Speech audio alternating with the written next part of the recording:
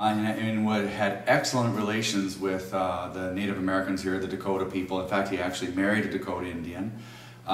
He came here and started a mission church.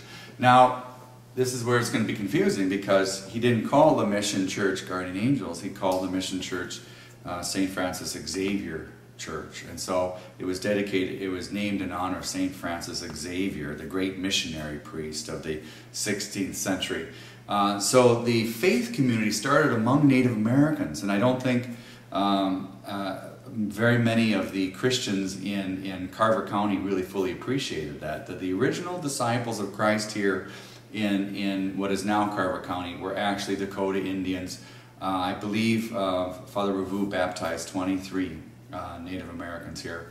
That lasted several years, and then the community needed to move elsewhere. They moved the church from here, from Little Prairie, over to what is now Shakopee, because there were some braves that were a little concerned that this new religion coming to, again, what was then called Little Prairie, would be a threat to the Native Americans' future. That it would bring lots of white people, lots of European immigrants. And actually, that is what happened later on, though it happened like a decade later. And so there were some threats to the community. There was even a threat to burn down the St. Francis Xavier Mission Church. And so they did bring it over first to Shakopee and then down the Mississippi River to Wabasha. We don't believe it is still around. Now, where was that chapel? It wasn't here, and it wasn't even where the first parish church was, again near St. John's Lutheran Church on the other side of Highway 41. It was near the Crystal Sugar Factory. There's a little creek there that goes into the Minnesota River. At that time, they called it the St. Peter River. I know it's confusing, and what's even more confusing, the Mississippi was called the St. Anthony River, named obviously by French explorers.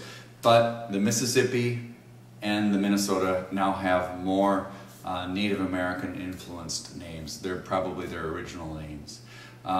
So just to summarize, Father Revu came here in 1842, quite a long time ago, 167 years ago, and he started a missionary church, a mission to the Native Americans. 23 were baptized, and then he later on moved on after there were some threats to the mission church.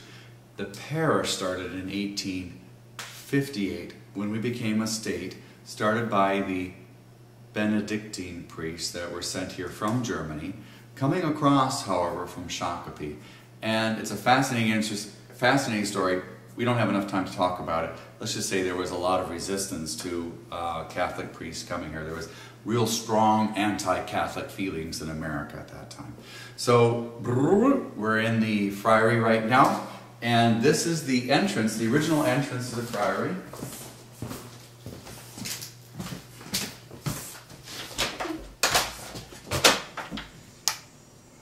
And as you can see, it's quite beautiful. You can see the school across the way. You can see a statue of Our Lady right there, and you can see the 1885 church on the left. So this is the original entrance, and if Emily, you could stay there for a second, the most anybody ever saw, any guess ever saw of the friary is what you see right now. Pretty much this entrance area.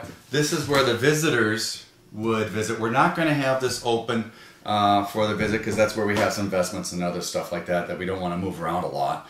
But you would, the friar, the secretary in here, which is full with junk now, the secretary here would buzz up to the friar and ask for father or brother, so and so forth, to come on down. And then he would meet you in this room. And never would you be allowed through those doors, because this was a Franciscan community that wasn't a monastery, it's a friary, right? There's a difference.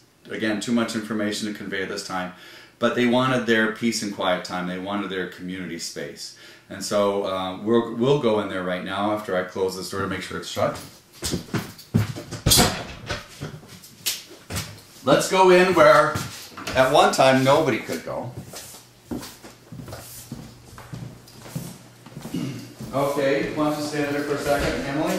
Now, right now I'm in the 1870s, right? Now I've just gone across time and I'm in 1868. 1870s, new addition to the friary, bringing it closer to the church. 1868. Now the original 1868 building was, and you'll see this, your guests will see this more when they're walking around outside, and they'll kind of get an idea of it up in the attic. But it was originally a very square building with an addition here, even before the 1870s version that was linking it to the churches. This was kind of like a smaller area where there was a porch where we're standing right now. People would go inside and then enter the friary here. We don't know exactly what was in it, but we do see it in the photographs. Let's go into the 1868 friary. We basically, a very simple plan, hallway, right, with rooms. We don't know what the original purpose of the rooms were on both sides. And let's go through here. As you can see, and you might want to point this out, I think this is something worth pointing out. All this was covered with this junky stuff here, with lots of glue on it. And parishioners, through blood, sweat, and prayers, not tears, but prayers, have been slowly pulling it up and scraping off the hardened glue, very old glue, and sanding it and returning it to a situation where we can actually eventually stain it. This was, of course, the original wooden floor, at least until at least by the time of 1913. I'll show you how I know this.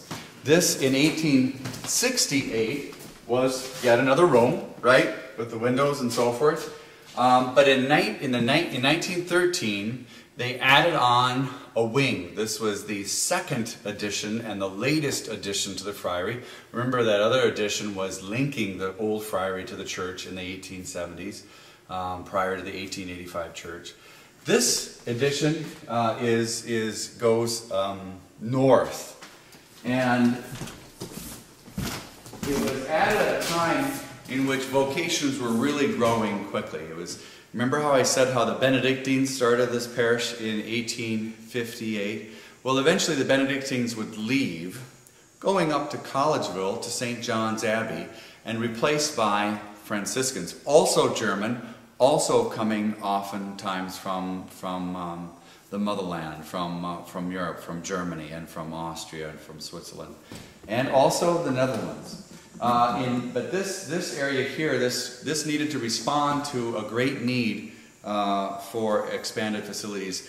I hear different numbers from, so I don't want to mislead you as to how many Franciscan friars were here.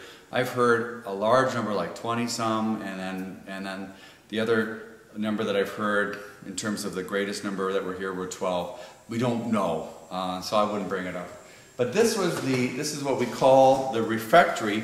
And in a friary, which is kind of like a monastery or a convent, a friary where friars live, Franciscan friars live, their place to eat is called the refectory, not refractory, but refectory, R-E-F-E-C-T-R-Y, a place to eat. And it was actually a very important place because eating was a communal activity, and remember, Franciscans are a communal religious order. They live together. They live together. They work out in the world, but they live together. And